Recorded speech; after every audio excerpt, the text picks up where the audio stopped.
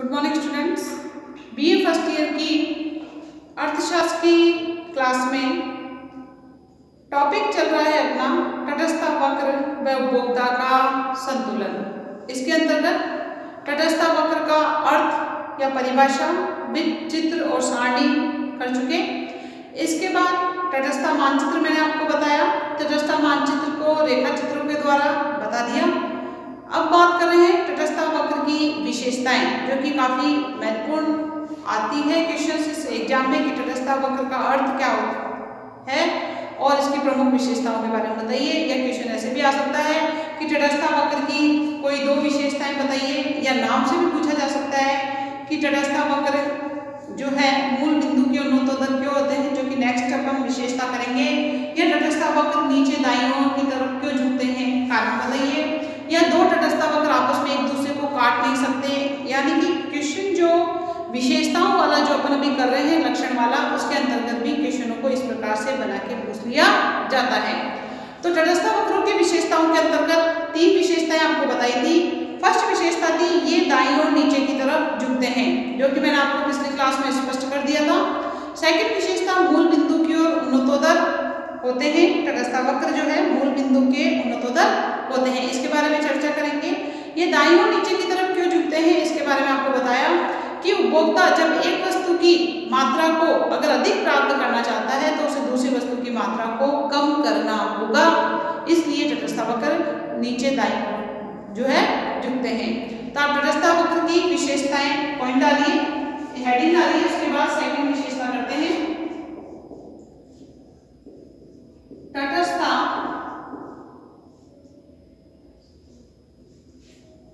तटस्थता लिखिए, या ये तटस्थ वक्र की विशेषताएं तो हेडिंग डालनी है, इसके साथ दूसरी विशेषता करेंगे अपन वक्रों की विशेषताएं।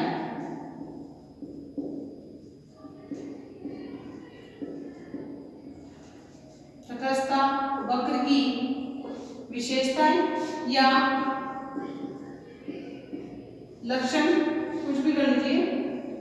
इसके अंतर्गत फर्स्ट विशेषता मैं यहाँ पर लिख देती हूँ, करा चुकी। ये वक्र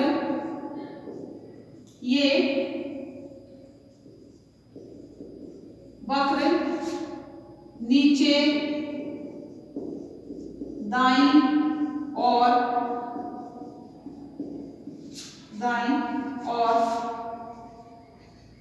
झुकते हैं।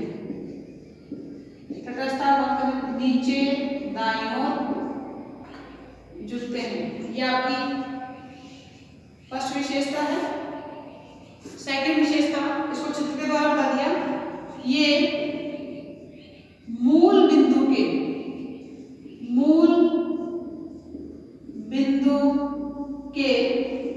उन्नतोदर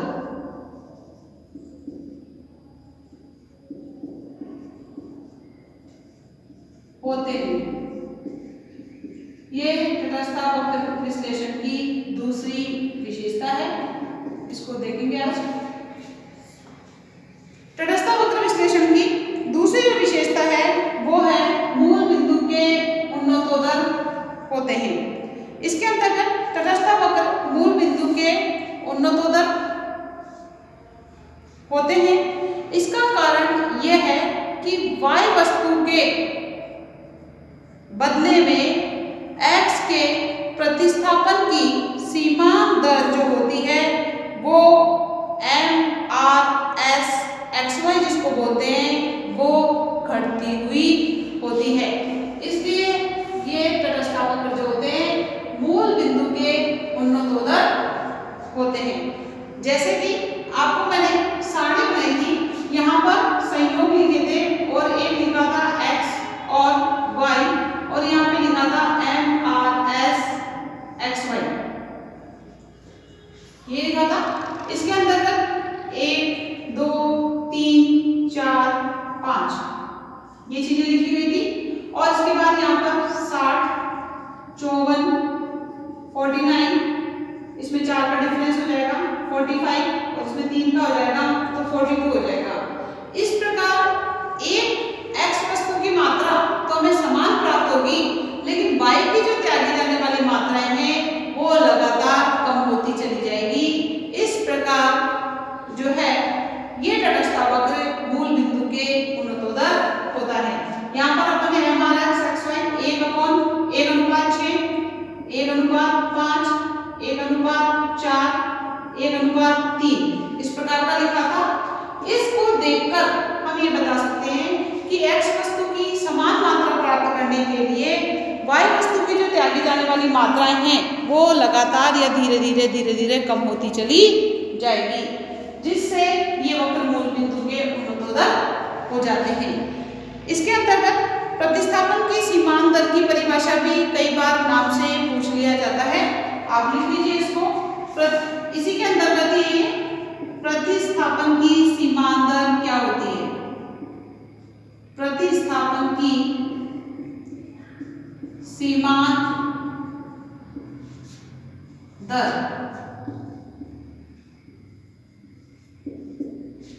प्रतिस्थापन की सीमांत दर क्या होती है? अब यहाँ पर देखो मूल बिंदु के उन्नतोदर के अंतर्गत ये जो डायग्राम बनाएंगे अपन, इस डायग्राम को बनाना नहीं है एग्जाम में, ये तो मैं आपको ऐसे बता रही हूँ। जैसे ये आपका तटस्थ वक्र है, ठीक है। यहाँ पर देखो फर्स्ट संयोग पर अगर उपभोक्ता रहता है तो ए संयोग पर रहेगा, बी पर यहाँ जाएगा तो देखो यहाँ पर आ जाएगा, सी पर जाएगा तो देखो यहाँ पर आ जाएगा, इसके बाद डी पर जाएगा तो यहाँ पर आ जाएगा, और एफ पर ई पर जाएगा तो वो यहाँ पर आ जाएगा, ठीक है।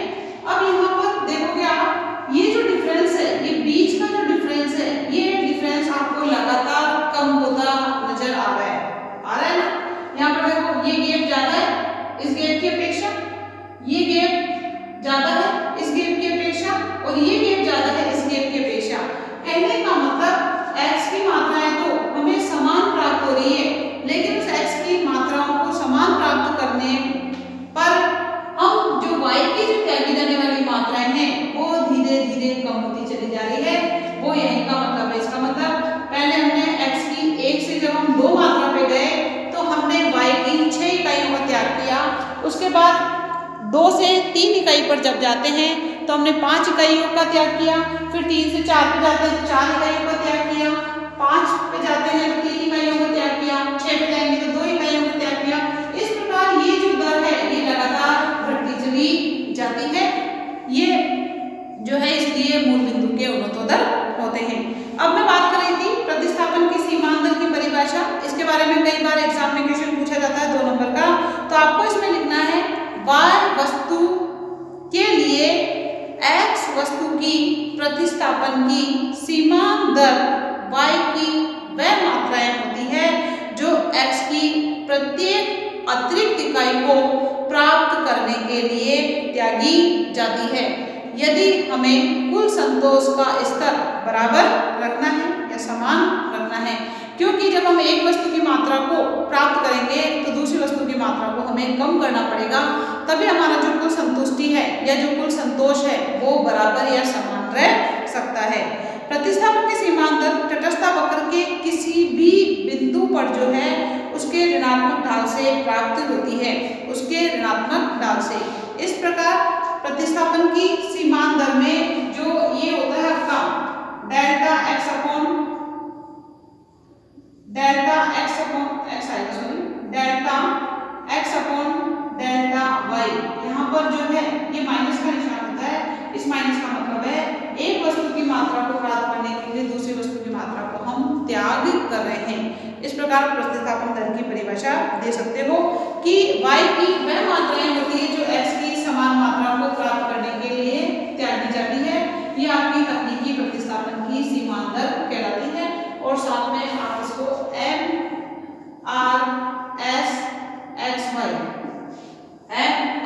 MRSXY दे सकते हैं, और ये आपकी प्रतिस्थापन की सीमांत दर कहलाती है।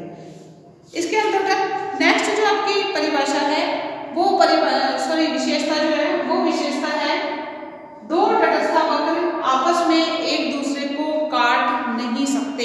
ये भी एग्जाम में क्वेश्चन जो है कई बार अलग से पूछ लिया जाता है। स्पष्ट कीजिए कि 2 तटस्थ वक्र आपस में एक दूसरे को काट नहीं सकते हैं, उसको भी आपको चित्र के द्वारा बताना पड़ेगा। ये क्वेश्चन प्रतिस्थापन के सीमांत इंपॉर्टेंट है, कई बार एग्जाम में पूछा जाता है, तो इसको भी आप लोगों को जो है ध्यान में रखना है।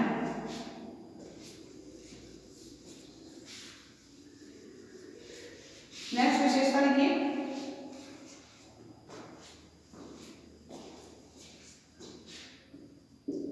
दो तटस्थता वक्र एक दूसरे को, दो तटस्थ वक्र एक दूसरे को काट नहीं सकते। दो तटस्थ वक्र एक दूसरे को काट नहीं सकते, इसके बारे में चर्चा करेंगे। तटस्थ वक्र का तीसरी महत्वपूर्ण जो विशेषता है या तीसरा महत्वपूर्ण जो लक्षण है वो है कि कोई भी जो दो तटस्थ वक्र होंगे वो एक दूसरे को काट नहीं सकते हैं, वे एक दूसरे के काफी समीप रह सकते हैं यानी काफी पास में रह सकते हैं, लेकिन नदी के दो किनारों की भांति कभी भी जो है एक दूसरे से मिल नहीं सकते। जैसे नदी के दो किनारे होते हैं, ये किनारा और ये किनारा, ये दोनों किनारे कभी भी मिल नहीं सकते, उसी प्रकार दो तटस्थ वक्र भी कभी मिल नहीं सकते, यानी कि मिलेंगे तो कटेंगे निश्चित तौर पर, इसलिए वो कट भी नहीं सकते। इसको चित्र के द्वारा स्पष्ट करना है। चित्र बनाइए आप साथ में।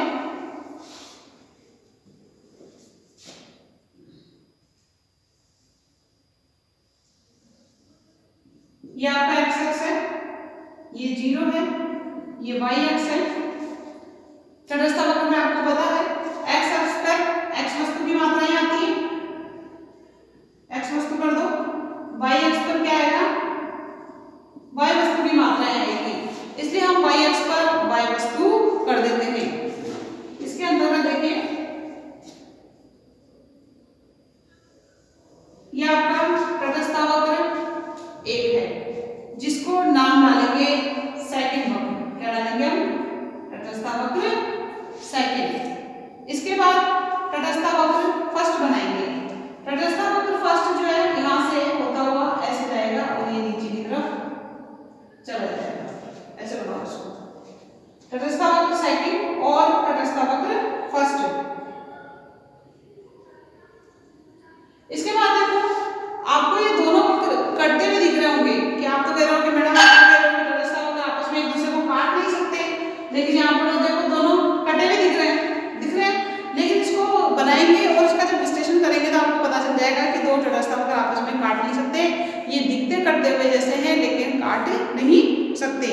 इसके अंतर्गत यहाँ पर ये जो दोनों बिंदु मिल रहे हैं यहाँ पर अपन सी पॉइंट डालेंगे। क्या पॉइंट डालेंगे? सी पॉइंट डालेंगे। और ये जो तटस्थ वक्र सेकंड है यहाँ पर हम डाल देंगे बी और यहाँ पर डाल देंगे ए, या इस पे डाल दो बी और इस पे डाल देते हैं ए। कैसे भी डाल दो, नाम से कोई फर्क नहीं पड़ेगा। ए डाल दिया और हमने डाल दिया बी। इस चित्र को बनाओ, कटा हुआ दिख रहा है, लेकिन जब हम इसका विश्लेषण करेंगे तब आपको पता चल जाएगा कि वास्तव में दो तटस्थ वक्र आपस में एक दूसरे को काट नहीं सकते हैं, अगर इसकी मान्यताएं जो अपने पढ़ी है उसको अगर ध्यान में रखें तो। ए बिंदु तटस्थ वक्र सेकंड पर और बी बिंदु तटस्थ वक्र फर्स्ट पर है। अभी जब आपने तटस्थ मानचित्र पढ़ा था, तटस्थ मानचित्र में अपन ये देखा था कि नीचे के तटस्थ वक्र की अपेक्षा ऊपर का जो तटस्थ वक्र होता है वो ज्यादा संतुष्टि का सूचक होता है। पता है क्यों? क्योंकि दोनों ही वस्तुओं की मात्राएं नीचे वाले तटस्थ वक्र की अपेक्षा उसमें ज्यादा होती है, और जब दोनों ही वस्तुओं की मात्राएं ज्यादा होगी तो नीचे वाले तटस्थ वक्र की अपेक्षा ऊपर वाला तटस्थ वक्र जो है ज्यादा संतुष्टि का सूचक होता है। इस प्रकार जो तटस्थ वक्र सेकंड पर ए बिंदु पर जो स्थित है वो तटस्थ वक्र बी जो कि फर्स्ट वक्र के बी बिंदु से अधिक संतोष का सूचक है। सी बिंदु की अगर अपन बात कर दें, ये आपको देखो, इसको भूल जाओ, अभी आपके सामने है बी और ए है। नीचे वाले तटस्थ वक्र पर एक्स वस्तु वाई वस्तु की कम मात्राएं है, और जो ऊपर वाला तटस्थ वक्र है ए बिंदु पर वहां पर एक्स और वाई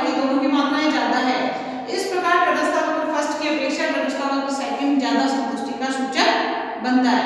अब मैं इसको हाथ पर डाल देती हूँ। अगर मैं सी बिंदु की बात करती हूँ, जो सी बिंदु आपका यहाँ पर बना हुआ है, इस चक्राकार सी पर ये जो पॉइंट है, सॉरी ये जो वक्र है साइड वाला, इसको हम छुपा देते हैं। हमको सिर्फ फर्स्ट वाला वक्र देखना है और फर्स्ट वाले वक्र के कौन से पॉइंट देखने हैं, सी बिंदु और बी बिंदु देखने हैं। ये तटस्थ वक्र हमें एक नजर आ रहा है जो कि फर्स्ट तटस्थ वक्र है। चाहे उपभोक्ता सी बिंदु पर है, चाहे उपभोक्ता बी बिंदु पर है, वहां पर उपभोक्ता को संतुष्टि कैसे मिलेगी, समान संतुष्टि मिलेगी। क्यों?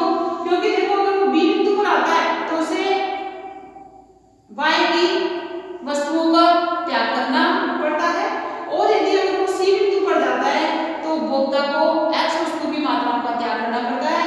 इस प्रकार उपभोक्ता जो है तटस्थ वक्र फर्स्ट पर बिंदु सी और बिंदु बी समान संतुष्टि का सूचक है। इसी प्रकार इस फर्स्ट वक्र को छिपा के हम बात करते हैं सेकंड वक्र की, है ना। सेकंड वक्र की बात करते हैं तो यहाँ पर देखो सी बिंदु और ए बिंदु से यहाँ पर समान संतुष्टि का सूचक माना जा रहा है, क्योंकि उपभोक्ता अगर सी बिंदु पर रहता है तो उसे x वस्तु की कितनी मात्रा मिलती है, और अगर वो ए बिंदु पर जाता है तो x वस्तु की मात्राएं बढ़ जाएगी तो y वस्तु की मात्राएं घट जाएगी। इस प्रकार ये सी बिंदु जो है वक्र फर्स्ट और वक्र सेकंड पर समान संतुष्टि को सूचित करते हैं। तो ऐसी दशा में ए और बी बिंदु जो कि परिभाषा में कैसे हैं, असमान हैं। कैसे हैं? असमान हैं। सी का माध्यम से समान संतोष देने वाले बन जाते हैं। ये स्थिति स्वीकार नहीं की जा सकती है, अतः दो तटस्थ वक्र एक दूसरे को काट नहीं सकते। एक ऊंचा तटस्थ वक्र अपने से नीचे वाले तटस्थ वक्र से प्रत्येक बिंदु पर ऊंचा होता है। आप इसमें जो है प्रत्येक बिंदु पर वो ऊंचा होगा, प्रत्येक बिंदु पर ऊंचा होगा, तो ये जो कटे हुए दिख रही है वक्र यहाँ से बनेगा इस प्रकार, तो वो ऊंचा होगा तो समान संतुष्टि का सूचक निश्चित रूप पर होता है, क्योंकि दोनों वस्तुओं की मात्राएं उसे पहले वाले वक्र की अपेक्षा ज्यादा मिलती है। इसका अर्थ यह नहीं है कि तटस्थ वक्र की जो है वो समान संतुष्टि के सूचक एक ही वक्र पर होते हैं, और अलग अलग वक्रों की बात करते हैं तो नीचे वाला तटस्थ वक्र ऊपर वाले तटस्थ वक्र से संतुष्टि उसकी ज्यादा होती है, और सी के माध्यम से ये समान संतुष्टि के सूचक हो जाते हैं जो कि ए और बी के माध्यम से असमानता को प्रकट करते हैं। इस प्रकार ये स्पष्ट हो जाता है कि दो तटस्थ वक्र आपस में एक दूसरे को काट नहीं सकते हैं। ये आपको मैंने जो है चित्र के द्वारा बता दिया है, इसको आप बना लीजिए। इसके बाद ये तटस्थ वक्रों की विशेषताएं हो जाती है या लक्षण हो जाते हैं। इसके बाद हम तटस्थ वक्र की पूर्ण पूरकता की स्थिति में और पूर्ण स्थानापन्नता, दो प्रकार की वस्तुएं जो बताई थी मैंने आपको कि वस्तुएं पूरक और स्थानापन्न होती है, उस स्थिति में अगर पूर्ण पूरकता की स्थिति है तो उस समय तटस्थ वक्र कैसा होता है, और पूर्ण स्थानापन्नता की स्थिति है उस समय तटस्थ वक्र कैसा होता है, इसके बारे में एग्जाम में पूछ लिया जाता है। इसका आप स्क्रीनशॉट ले लीजिए, इसके बाद बात करते हैं।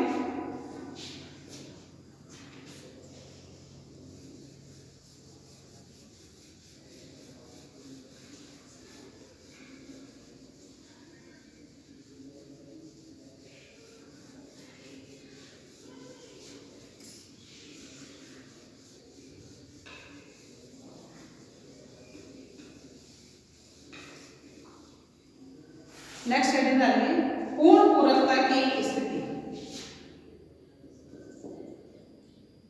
तटस्थ वक्र कर रहे हैं तो बोलते हैं पूर्ण पूरकता की स्थिति।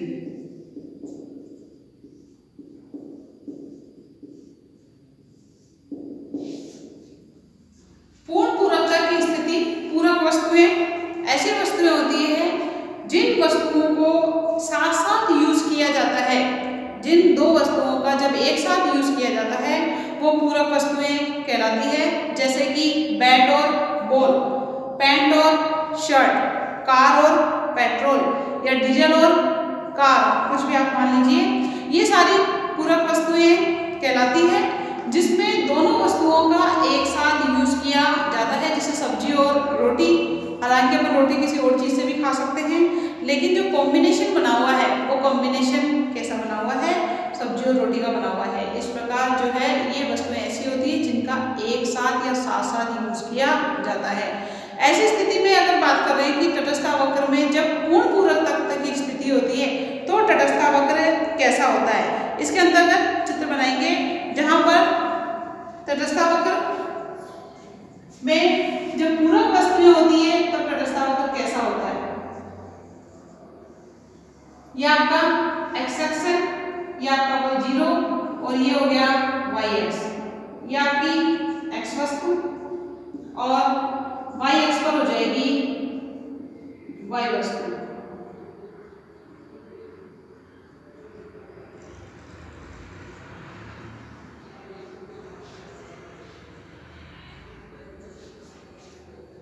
ऐसे बना लीजिए।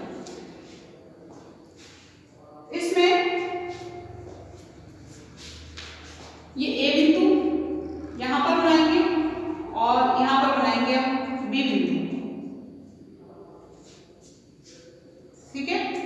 अब यहां पर देखो उपभोक्ता ए बिंदु पर रहता है तो उसे एक्स वस्तु की इतनी मात्रा प्राप्त होती है और वाई वस्तु की इतनी मात्रा प्राप्त होती है, ठीक है। अगर उपभोक्ता ए से बी बिंदु पर जाता है तो देखो एक्स की मात्रा बढ़ जाती है और वाई की मात्रा इतनी रहती है, यानी वाई की मात्रा क्या हो जाती है, कम हो जाती है। कहने का मतलब ये होता है कि पूर्ण पूरकता की स्थिति में ए से बी तक एक्स व वाई वस्तु का प्रतिस्थापन होता है। ये कौन सा बिंदु है, ए बिंदु है, यानी उपभोक्ता ए से लेकर बी बिंदु तक ये जो दो बिंदु है यहाँ पर एक्स वस्तु और वाई वस्तु का प्रतिस्थापन कर सकता है। अगर उसे चाहिए तो वो ए बिंदु ले सकता है, अगर उसे चाहिए तो बी बिंदु ले सकता है। अगर उसे एक्स वस्तु की मात्रा ज्यादा चाहिए, वाई की कम चाहिए तो बी बिंदु ले लेगा। अगर किसी उपभोक्ता को एक्स वस्तु की मात्रा कम चाहिए और वाई की ज्यादा चाहिए तो वो ए बिंदु लेकर इस प्रकार से प्रतिस्थापित कर सकता है। लेकिन ए बिंदु से ऊपर की अगर अपन बात करते हैं, ए बिंदु से ऊपर की बात, तो उपभोक्ता के लिए वाई वस्तु की अतिरिक्त इकाइयां व्यर्थ होती है। वाई वस्तु की जो अतिरिक्त इकाइयां हैं, यहाँ से इस बिंदु के बाद ऊपर की बात करते हैं तो जैसे जैसे उसे वाई की वास्तविक मात्राएं ज्यादा प्राप्त होगी वो वाई की वस्तुएं उसके लिए कोई काम में नहीं आएगी, वो सारी चीजें क्या है एक्स्ट्रा के अंतर्गत व्यर्थी पड़ी रहेगी। और बी बिंदु से परे की अगर हम बात करते हैं, बी बिंदु के बाद की, तो अतिरिक्त इकाइयां जो एक्स की होगी वो भी कैसी होगी, व्यर्थ होगी। जो एक्स्ट्रा इकाइयां उसे प्राप्त होगी क्योंकि इसके बदले में जब वो एक्स वस्तु की मात्रा ज्यादा प्राप्त करेगा तो वाई की मात्राएं कम नहीं होगी। इसी प्रकार यहाँ की अगर हम बात करते हैं तो ए बिंदु के बाद अगर वो ऊपर की मात्राएं ज्यादा प्राप्त करता है तो उसे वाई की जो मात्राएं होगी वो उतनी ही होगी, चाहे की मात्राएं ज्यादा त्यागी नहीं जाएगी ए बिंदु के ऊपर। इस प्रकार ए बिंदु से परे वाई की अतिरिक्त इकाइयों के व्यर्थ रहने से उपभोक्ता के लिए तटस्थावक्र पूर्णतया कैसा हो जाता है, लंबरत हो जाता है। वाई की जो अतिरिक्त इकाइयां हैं वो कैसी है, एक्स्ट्रा जो इकाइयां हैं वो व्यर्थ है तो वो लंबरत हो जाता है। इसी प्रकार बी बिंदु से परे की बात करते हैं, यानी जो बी बिंदु है इस बिंदु के बाद की तरफ हम बात करते हैं तो यहाँ पर देखो, यहाँ हूं मैं तो मुझे इस बिंदु पर एक्स की इतनी मात्रा मिल रही है और वाई की इतनी मात्रा मिल रही है। इसके बाद अगर मैं बी बिंदु के बाद यहाँ पर जाती हूँ तो बी की मात्रा एक्स वस्तु की मात्रा तो ज्यादा मिल रही है लेकिन वाई वस्तु की मात्रा मुझे इतनी मिल रही है, यानी वाई की मात्राएं त्यागी नहीं जाएगी। इस प्रकार बी बिंदु से जो परे की स्थिति होती है वो एक्स की अतिरिक्त इकाइयों के व्यर्थ रहने से उपभोक्ता का जो तटस्थावक्र है वो पूर्णतया कैसा हो जाता है, क्षैतिज हो जाता है। और इधर वाई वस्तु की अतिरिक्त इकाइयों से उपभोक्ता का जो वक्र है वो कैसा हो जाता है, लंबरत हो जाता है। लंबरत मतलब वाई अक्ष के समानांतर और क्षैतिज का मतलब होता है एक्स अक्ष के समानांतर। अतः पूर्ण पूरक वस्तुएं या पूरक वस्तुएं प्राय की अगर हम बात करते हैं तो तटस्थावक्र के अंतर्गत पूर्ण पूरकता की स्थिति में जो आपका तटस्थावक्र का आकार होगा वो आकार कैसा होगा, एल आकार का। कैसा होता है, एल आकार का। कई बार क्वेश्चन पूछ लिया जाता है पूर्ण पूरकता की स्थिति में तटस्थावक्र का आकार कैसा होता है, तो आपको बताना है एल आकार का होता है। इसी प्रकार पूर्ण स्थानापन्न की वाली बात करते हैं, यहाँ बना दूं मैं स्थानापन्न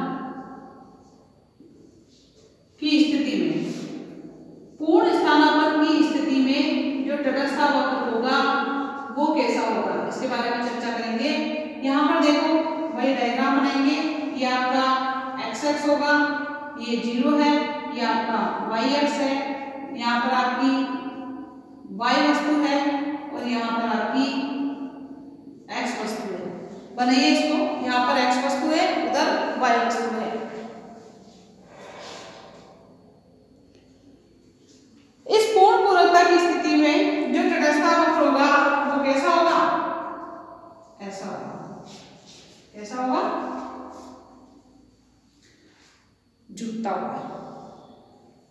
इसके अंतर्गत देखिए तटस्थ वक्र में फर्स्ट एक सरल रेखा के रूप में यहाँ पर दर्शाया गया है। ये सरल रेखा आपकी ऊपर से नीचे की तरफ आ रही है। ये पूर्ण स्थानापन्न पदार्थों की स्थिति को बताता है। पूर्ण प्रतिस्थापन का मतलब होता है उपभोक्ता एक वस्तु से दूसरी वस्तु की, एक वस्तु की जगह वो दूसरी वस्तु यूज कर लेता है, उससे उतना ही संतुष्टि उसे मिलती है जितनी संतुष्टि उसे पहली वस्तु से मिल रही थी, वो कहलाती है आपकी पूर्ण स्थानापन्न। जैसे कि मान लो शर्ट और टी शर्ट है, शर्ट और टी शर्ट, शर्ट की जगह अगर टी शर्ट पहन लिया जाता है और टी शर्ट्स में भी उसे उतनी ही संतुष्टि मिलती है जितनी शर्ट को पहनने से, तो वो आपकी पूर्ण स्थानापन्नता की स्थिति को बताता है। उदाहरण बताया इन्होंने, मान लीजिए दो बिस्किट की दो किस्में, दो क्वालिटी की किस्में।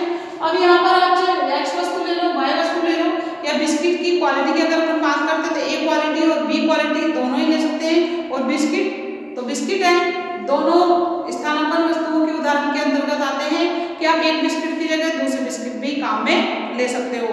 तो बिस्किट की दो किस्में जिसमें पूर्ण स्थानापन्नता पाई जाती है कि एक बिस्किट की जगह दूसरा बिस्किट काम में लिया जा सकता है, अर्थात इनमें से एक के बदले एक बिस्कुट प्रयुक्त हो सकता है। ये मैंने आपको बता दिया। एक और उदाहरण बताया इसके अंतर्गत कि एक ऑलपिन है, ऑलपिन में 100 ऑलपिन की हरे रंग की डिब्बियां 1900 रंग की एक लाल रंग की डिब्बियों की पूर्ण स्थानापन्न मानी जा सकती है कि आप हरे रंग की जगह लाल रंग की डिब्बियां भी काम में ले सकते हो ऑलपिन की। लेकिन यहाँ पर ये शर्त है कि उपभोक्ता की कोई रंग की पसंद का कोई जो है विशेष पसंद ना हो, तभी जो है यहाँ पर ये पूर्ण स्थानापन्न माना जाएगा। अगर उपभोक्ता लाल या हरे में से कोई से भी लेने में सेटिस्फेक्शन महसूस करता है या उसे जो है कोई पीले रंग की या कोई नीले रंग की नहीं चाहिए, उसे तो सिर्फ दोनों में से कोई से दे दो, उसे कोई फर्क नहीं पड़ेगा। उस स्थिति में आपका जो तटस्थ वक्र होगा वो तटस्थ वक्र एक सरल रेखा के रूप में होता है। इस प्रकार पूर्ण पूरकता और पूर्ण स्थानापन्नता की स्थिति तटस्थ वक्र के अंतर्गत बता दी। दोनों वस्तुओं के पूर्ण स्थानापन्न होने पर एक जो तटस्थ वक्र होगा वो एक सरल रेखा के रूप में होता है। ये आपको बनाना है और ध्यान में भी रखना है। क्वेश्चन पूछ लिया जाता है कई बार कि पूर्ण पूरकता की स्थिति में तटस्थ वक्र का आकार कैसा होता है, या पूर्ण स्थानापन्नता की स्थिति में तटस्थ वक्र का आकार कैसा होता है। आपको लिखना है पूर्ण पूरकता की स्थिति में तटस्थ वक्र का आकार एल आकार का होता है और पूर्ण पूरकता की स्थिति में तटस्थ रेखा का जो आकार होता है वो कैसा होता है, सरल रेखा के रूप में। कैसा होगा, सरल रेखा के रूप में। और आपको ये भी पता होना चाहिए कि तटस्थ वस्तु, ये जो स्थानापन्न वस्तुएं होती है वो किसे कहते हैं और पूरक वस्तुएं होती है वो किसे कहते हैं। पूरक वस्तुओं के उदाहरण आपको पता होने चाहिए, स्थानापन्न वस्तुओं के उदाहरण आपको पता होने चाहिए। मैं बार बार जब भी पढ़ाऊंगी आपको इसके अंतर्गत बता देंगे। वैसे भी जिन वस्तुओं का एक साथ यूज किया जाता है, साथ साथ यूज किया जाता है, पेन और कॉपी या पेंसिल और कॉपी, आप दोनों का एक साथ ही तो यूज करोगे। अगर आपको कॉपी दे दी जाए या पेन और पेंसिल ना दे तो आप उसका यूज नहीं हो सकता है। पेन दे दिया जाए या पेंसिल दे दी जाए, साथ में कॉपी या कागज नहीं दिए जाए तो उसका यूज नहीं हो सकता है। कहने का मतलब जहां पर एक साथ दो वस्तुओं का यूज किया जाता है वो आपकी पूरक वस्तुएं कहलाती हैं। जैसे पैंट और शर्ट, पैंट दे दी जाए शर्ट ना दी जाए तो वो यूज नहीं हो सकती है। जैसे कि शर्ट और टी शर्ट की बात करते हैं तो शर्ट और टी शर्ट दोनों को एक साथ नहीं पहना जाता है, या तो आप शर्ट को पहन सकते हो या फिर आप टी शर्ट को पहन सकते हो। तो जिस वस्तु एक वस्तु की जगह जब दूसरी वस्तु काम में ली जाती है तो वो स्थानापन्न वस्तु कहलाती है, और जिन वस्तुओं का साथ साथ यूज किया जाता है वो आपकी पूरक वस्तु कहलाती है। और इस प्रकार आप उदाहरण दे सकते हो। टॉपिक के अंतर्गत नेक्स्ट क्लास में करेंगे। आज इतना ही।